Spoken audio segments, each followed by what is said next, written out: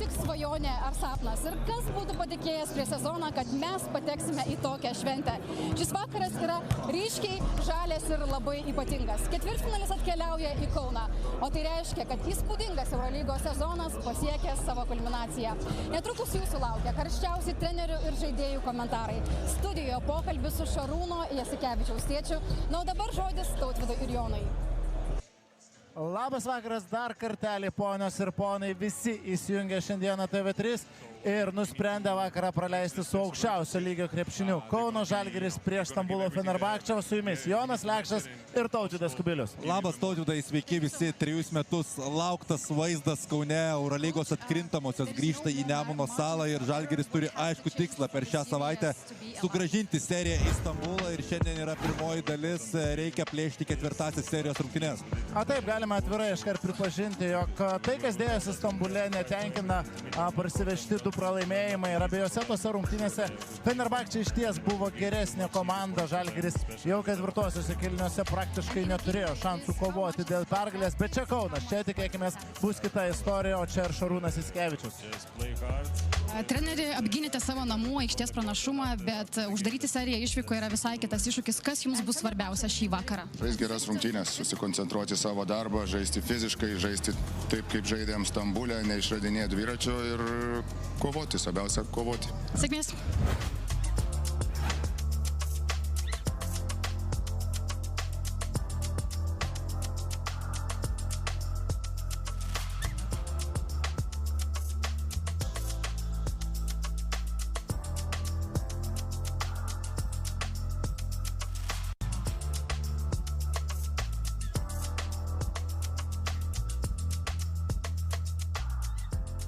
Treneri, serija prasidėjo slogiai, bet Kaunas ypatingai laukia šio vakaro. Kas bus svarbiausia, kad serija išliktų gyva?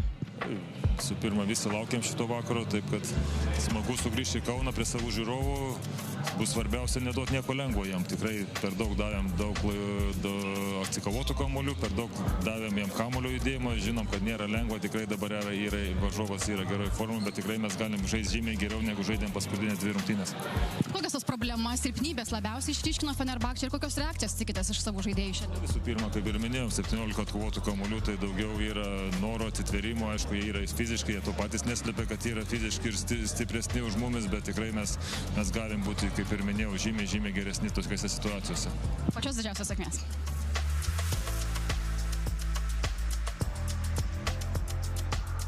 Ąžuolai, atsiliekate serijoje 0-2 ir apie ką kalba labiausiai visi, tai yra tas fiziškumas. Kokios reakcijos labiausiai reikėtų iš jūsų komandos šį vakarą, kad ta viltis būtų gyva? Tai jo, visų pirma, nuo pirmos atakos reikia suduoti tą smūgį, spausti kamuolį, neduoti jiem lengvai savo puolimą organizuoti ir manau, nuo to, jeigu užduosim toną, tai visas varžybas ir kontroliuosim, nes pirmas 2 varžybas jie kontroliavo. Tai. Kaune jaučiama ypatinga šventė ir jaučiasi, kad tai nėra eilinės rungtynės. Kiek tai suteikia papildomą impulsą? Suteikia, aišku, fanai patenkinti, žmonės patenkinti, tikrai labai geras renginys, tai yra pliofai Kaune, visi turės vienodus marškinėlius, dar bus ekstra kažko per pristatymą ir panašiai, lauke dar gali žmonės žiūrėti nemokamai, tai tikrai yra šventė miestui, bet mes kaip žaidėjai turim susikaupti ir viską atiduoti aikšteliai. Didžiausios sėkmės. Ačiū.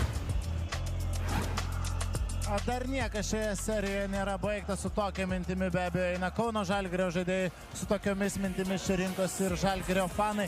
Jonai, kur tu matai didžiausius Žalgirio rezervus, kad būtų iš tiesų įrodyta, kad dar niekas nėra baigta? Na, taktikų galima labai net neanalizuoti, kadangi pirmąją savaitę viskas buvo apie kovingumą, apie visiems atsibodusi žodį fiziškumas, bet tiek kalbėjo ir Tomas Masiulis, tiek ir Ąžuolas Tubelis, 17 varžovų puolime atkovotų kamuolių yra tiesiog per didelis skaičius ir dar kai tu nesumeti savo metimų, tie procentai tikrai Žalgirio buvo labai prasti. Praėjusią savaitę Žalgiriui yra labai sunku. Šiandien reikia tikėtis, kad savilankai bus draugiškesni ir Žalgiris kovos visai kitame lygyje. Suolo indėlis turbūt taip pat yra tai, ko norėtųsi gerokai daugiau, nei kad buvo pirmose 2 rungtynėse. 100% yra Ignas Brazdeikis, Madalo, tie žaidėjai, kurie praėjusią savaitę tikrai nesužibėjo, bet pamatysime viskas netrukus, o dabar keliaujame į pokalbį. Asta pakalbino Liną Jasikevičių.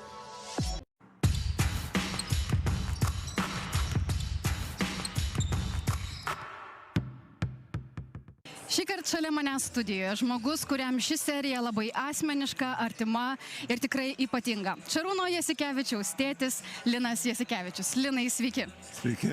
Kas būtų pagalvojęs prieš sezoną, kad mūsų lauks tokia istorija? Kiek jums pačiam netikėta, kiek jums pačiam ypatinga stebėti Šarūną Jasikevičių šioje serijoje prieš savo bendražygį ir tokį artimą bičiulį Tomą Masiulį?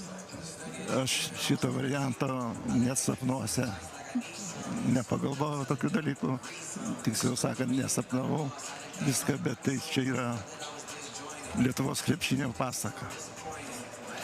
Ir mes serijoje jau dabar turėsime trečiasias rungtynes. Kiek jums emocijų suteikia tokie vaizdai, ar ne? Dabar esame čia Žalgirio arenoje, matome visus tos žalius marškinėlius, matėme jų Stambule, Stambulas buvo nusidažęs geltonai, tuomet juodai. Kiek tų emocijų? Mėlynai, taip. Na, žinot, aš jau biški turiu patyrimo šitose dalykuose, teko labai daug būti Eurolygos finaluose, 11 iš vis. Viską tai kažkaip tai jau pripratęs. Bet aišku, kad jaudinasi. Tai normalu, aš net nebejoju, jaudinasi ir artimieji dažniausiai jaudinasi labiausiai. Koks jūs esate kaip žiūrovas? Na, aš liktai atrodau, kad ramus, bet dušiai nesu toks ramus. Vis dėlto tokie, neeiliniai įvykiai. Kas galėjo pagalvoti, kad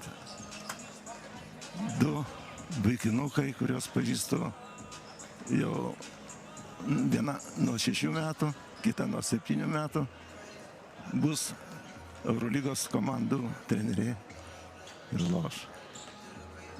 Aš čia labai džiugu ir už trenerį, amžinatilsį Vitkevičių, buvo labai puikus žmogus. Labai gerai sugyvendavom su Feliksu, labai. Ką šiandien Feliksas, kaip galvojat, pasakytų, matydamas savo du mokinius vienas prieš kitą? Aš nežinau, ten pas jį nelabai buvo daug plaukų, bet turbūt neliktų. Kaip ir sakote, tai yra Lietuvos krepšinio pasaka. Ir mes matome Tomą Masiulį prieš Šarūną Jasikevičių. Ir tai yra du žmonės, kuriuos jūs matėte nuo pat vaikystės. Kaip jūs apibūdintumėte jų ryšį? Kaip bezgės jų draugystė per tuos dešimtmečius? Nes tikrai panašu, kad ta draugystė nėra paviršutiniška. Na, žinote, kai buvo vaikai, tai kas treniruotės varžybos vykdavo viską ir jie nepasakyčiau, kad labai daug bendravo. Šarūnas daugiau bendravo, kadangi kaimynai buvome su Ilgausku, su Žydriumi.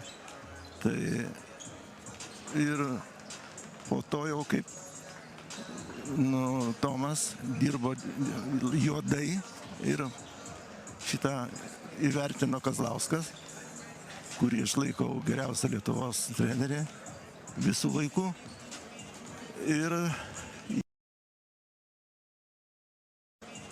Ir jį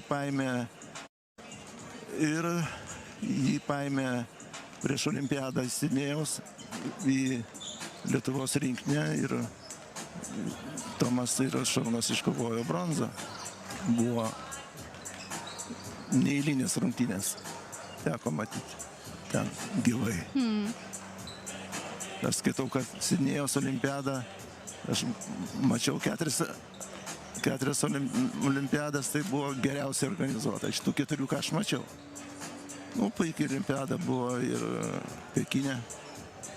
Tai va, tai sunkus darbas davė vaisius. Šarūnas lošė gal pas geresnius trenerius, tokius, kaip pasakyti, pas trenerius žvaigždės. Vis dėlto Aito, Ispanas, Zagadinas, Slovenas, Žalko, Obradovičius, Paskualis, tai yra treneriai legendas. Čia Europos trenerių elitas. Ir aš labai apsidžiaugiau, kai sužinojau, kad Šarūnas kviesis Tomą iš jaunimo.